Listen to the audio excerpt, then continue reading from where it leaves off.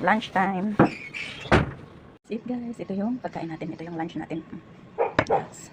May sasawan tayo dito. Yan yung ating pagkain. Ito yung niluto natin kanina na lechon kawali. Tingnan natin kung crunchy ba. Crunchy. Diba? Dapat natin sa suka. Crunchy yung skin niya guys.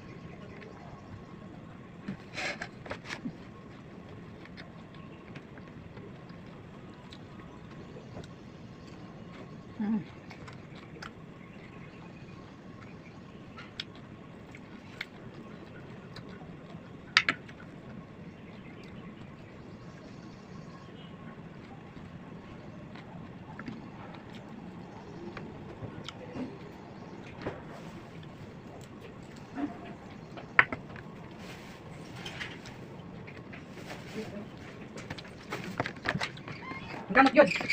Gamot yun. Makas mong taan eh. Ako ka na.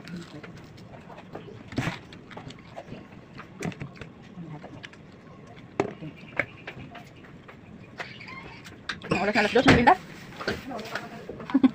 Hindi na alam yung oras tungkol sa kabisi eh. So, bahala na yung oras dyan.